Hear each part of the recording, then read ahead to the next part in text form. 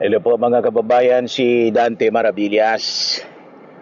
Di pag-usapan natin yung ginagawa ngayon na impeachment trial laban kay Sara Duterte, kung saan pinag-usapan yung confidential funds, Article 1. O ngayon, sa pagtatanong mga kababayan ng mga senator judges sa witness na sinalang sa witness stand, sabi ng dating bank manager ng Land Bank na si Violeta Constantino, mga kababayan, yung release ng napakalalaking halaga ng pera, yung mga cash withdrawals ni Sara Duterte ng confidential funds, 125 million, mga kababayan, kinonfirm niya na unusual. First time daw nila, mga kababayan, ma-experience yung ganon. At malamang first time din, mga kababayan, tayo maka-experience na in 11 days na lunok ang 125 million na confidential funds ni Sara Duterte. Sabi ko sa inyo, unusual yung unusual yung katakawan.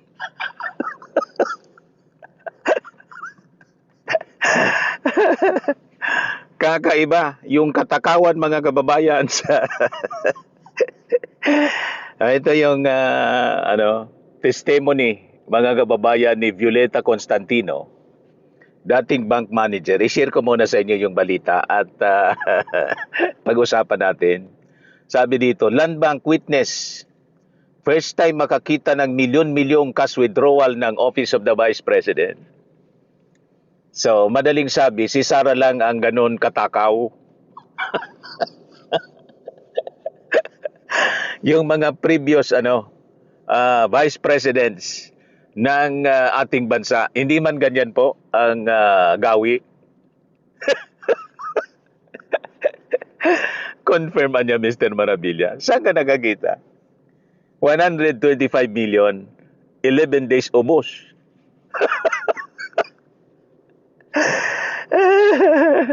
Nakasanayan kasi po, kasi sa Davao, ganun ang gawi nila.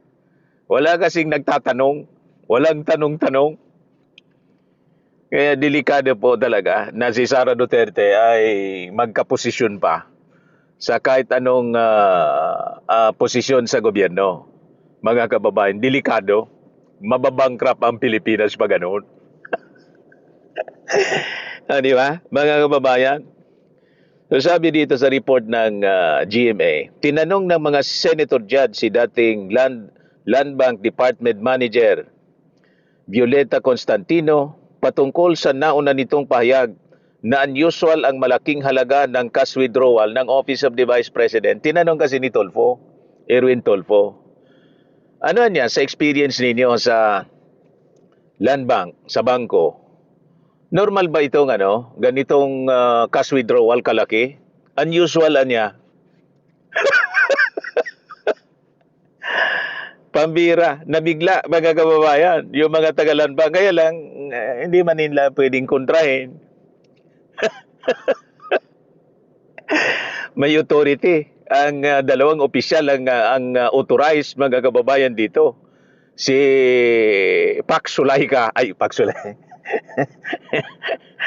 si Sulaika, mga kababayan, at saka si Sara Duterte lang. So, nasabi ni Constantino kay Senator Judge Hontiveros na sa loob ng 32 anyos, 32 years, na pagtatrabaho niya sa banking industry, ngayon lang siya nakakita ng ganitong uri ng transaksyon. Siyak! O, di ba? Ano masasabi ninyo, mga kababayan? Unusual yung katakawan po sa pera. Sa 32 years ko sa banking industry, ngayon lamang ako nakakita ng ganitong uri ng transaksyon. Natawag niya rin itong unusual. Hindi lamang dahil sa laki ng halaga, kundi dahil cash ang mga ito na inilagay umano sa mga malalaking bag. Sabi ko sa inyo, sila po talagang original, mga kababayan, sa paggagamit ng mga malalaking bag at maleta. Nagets na ninyo kung bakit tama yung mga sinasabi natin. Ang mainakusa ay siyang may gawa, man-an matinao, sabi dito sa amin sa Bicol. Ang matinao maginibo. Ang mga tao daw na mainakusa, yon ang may talagang gawa. Gawain nila. Nagets na ninyo kung bakit sila mahilig mag-akusa ng maletang pera. Ay, ang kampo nila, mga kababayan, inaakusa yung ating Pangulo na tumanggap ng malimaleta. Inaakusa si Martin Romualdez na tumanggap ng malimaletang kickback. Gawain kasi po nila. Ito, natawag niya rin itong unusual, hindi lamang dahil sa laki ng halaga, kundi dahil cash ang mga ito na inilagay umano sa mga malalaking bag. Sa isang bahagi, nasabi naman ni Senator Judge Alan Peter Cayetano na just because it's unusual does not mean it's illegal. To the rescue na naman po si Defense Senator Alan Peter Cayetano. Ayan, sabi ni Alan Peter Cayetano, mga kababayan. Kaya sagot po ni Constantino, wala naman pong illegal doon sa encashment po. So yung encashment, hindi naman po illegal yung encashment. Ang illegal dito, yung paggastos. Wala man sinasabi, mga kababayan, sa articles of impeachment na yung pag-withdraw ng pera ng 125 million pesos ay illegal. Hindi yun kundi yung paggastos. After na ma-withdraw sa bangko, paano ni ginastos? Ayun, napunta sa kung ano-anong mga unauthorized expenses, mga kababayan. At malamang sa malamang, hindi na magtatagal, ma-establish na po na talagang napunta sa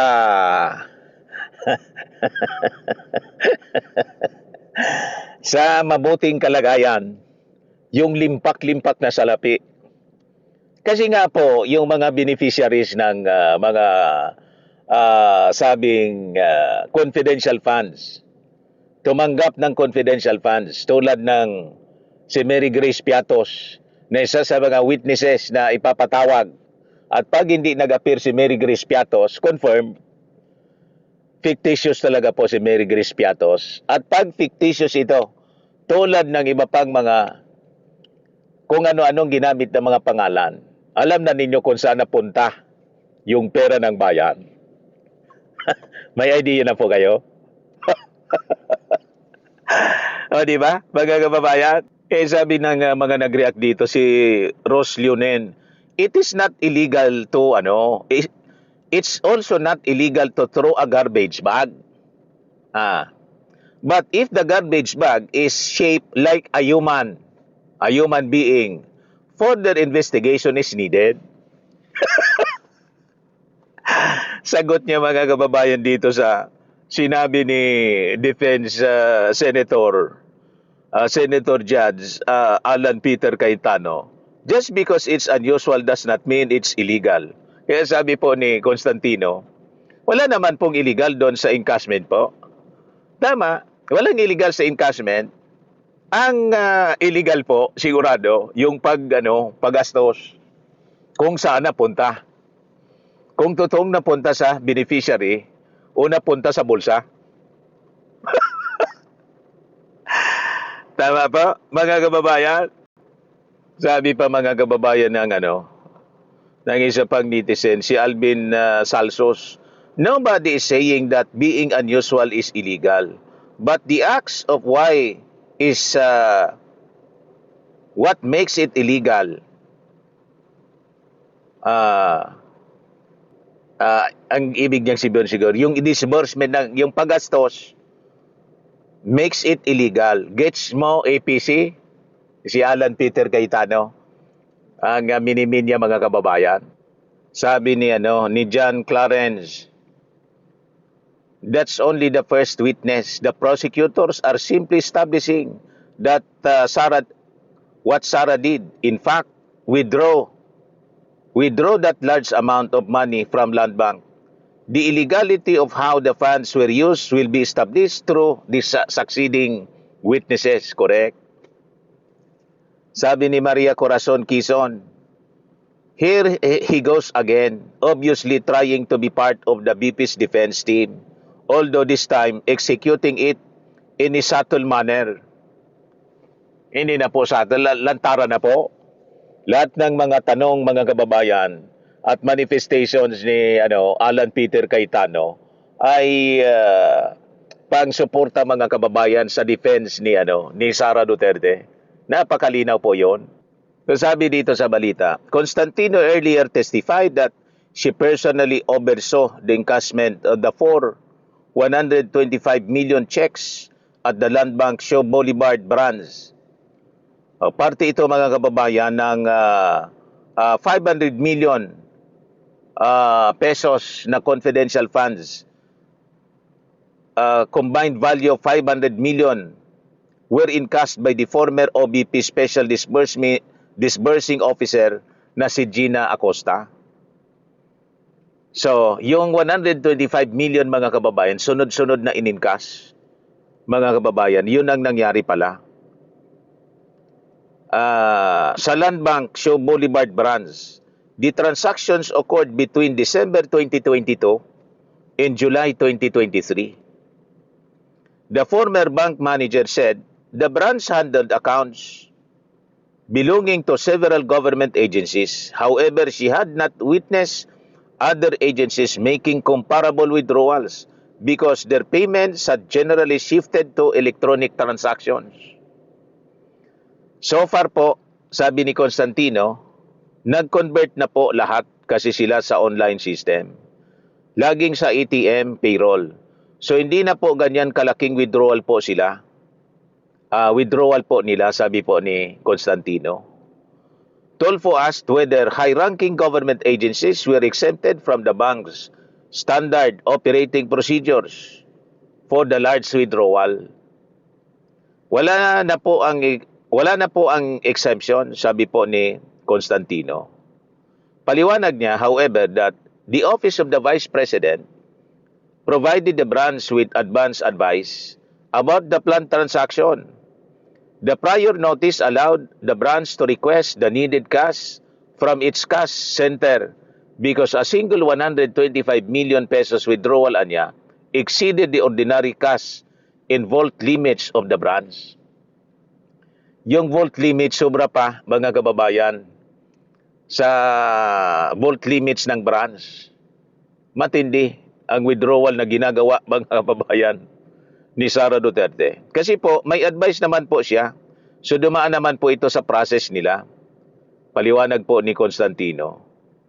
Despite the transaction's unusual size, Constantino said, the bank did not inquire into the OVP's intended use of the money. Kasi hindi man po siya trabaho na magtanong ng yung bangko kung saan gagamitin. Bala doon. Ang responsible agency po and responsible official, simple, yung Vice Presidente. Sa personal opinion namin po sa bank, parang siyempre po, saan kaya gagamitin po yung cash na ito? Siyempre, sa isip lang nila, bakit yung cash withdrawal napakalaki? Pero hindi naman po namin tinatanong na, kasi may advice naman po siya as to whether she knew at the time that the withdrawals involved confidential or intelligence funds. Constantino answered, hindi po. So hindi niya alam na yung pera, confidential funds ito ng Office of the Vice President. Constantino also clarified that the Office of the Vice President's modified disbursement system account had merely been transferred to Shaw Boulevard branch after the OBP moved offices in 2022. Actually, na-transfer na lang po sa amin ang MDS account ng Office of the Vice President, kwento mga kababayan ni Constantino, noong September 2022 anya. Nung lumipat sila ng kanilang office address sa Pioneer sa Mandaluyong, sabi po niya. Her testimony establishes that the four massive cash transactions stood out even to experienced banking personnel. It also raises further questions about why the OBP repeatedly chose physical encashment when the other government agencies had already shifted to electronic and ATM-based systems. Gusto niya cash para wala pong walang paper trail or electronic trail, mga kababayan. Ganon yung pagbigay. Sanay mga kababayan, parang yung mga style ng mga sindikato. Nadali pa rin mga kababayan, siyempre. Kasi na-impeach. Kung hindi siya nagbanta sa ating Pangulo, di wala sanang ganito. The defense has stipulated that the checks were authentic, funded through the Philippine Treasury, drawn against the Office of the Vice President account, payable to Acosta, and encashed by her in her capacity as OBP Special Disbursing Officer. The remaining question is what happened to the 500 million pesos after the money left the bank in cash? Ano na nangyari? Yung paggastos po, yung disbursement, wala mang problema. Yun ang gustong parang dina-justify ni Alan Peter Cayetano. Wala man yun problema yung disbursement. Ang problema yung paggastos. Sana punta. Constantino summed up the reaction inside the branch to the extraordinary withdrawals. Sa personal opinion namin sa bank, parang siyempre po, saan kaya gagamitin po yung cash na ito? Sabi po mga kababayan ni Constantino. Ngayon, si Senator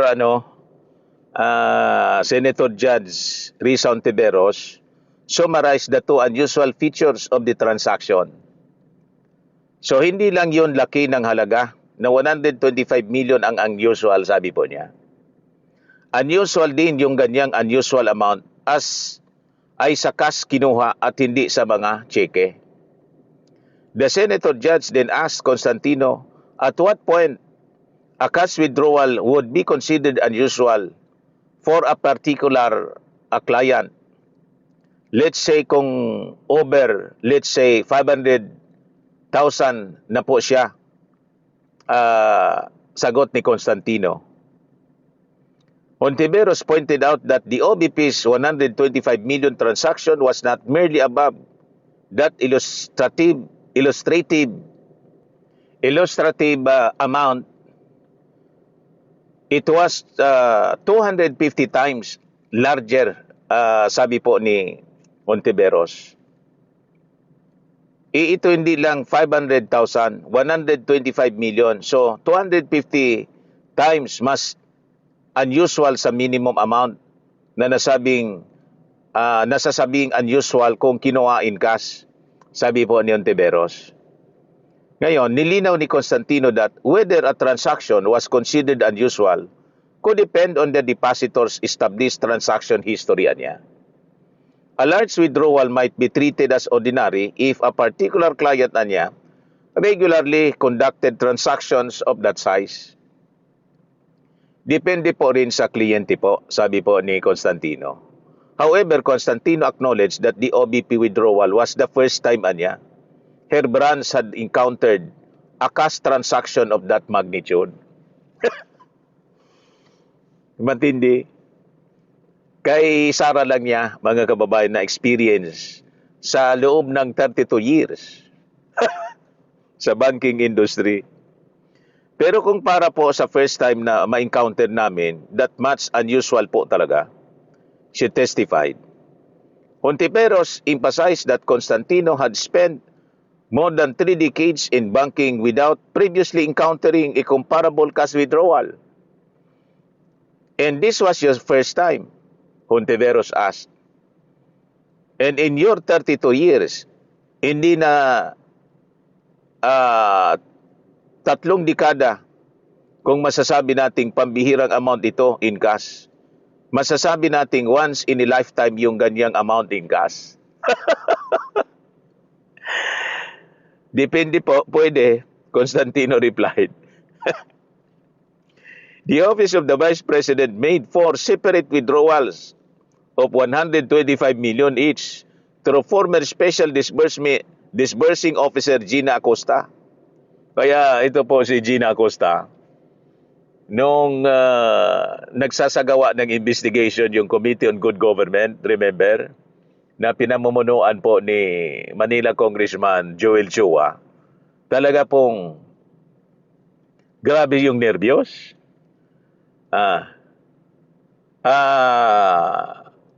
Yun, itinakbo sa ospital. Pigil na pigil kasi yung pagsasalita. Kasi siyempre, tinitingnan ng nanlilisik na mata ni Sara Duterte.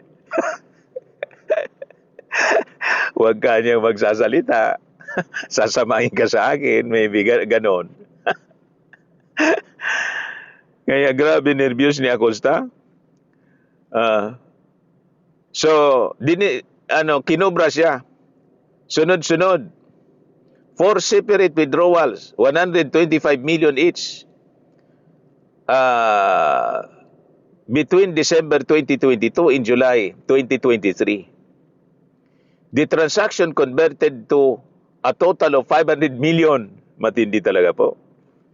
In Treasury-funded OBP money into physical cash. The defense has admitted that the 4 land bank checks were authentic, payable to Acosta, and encashed by her as OBP's Special Disbursing Officer.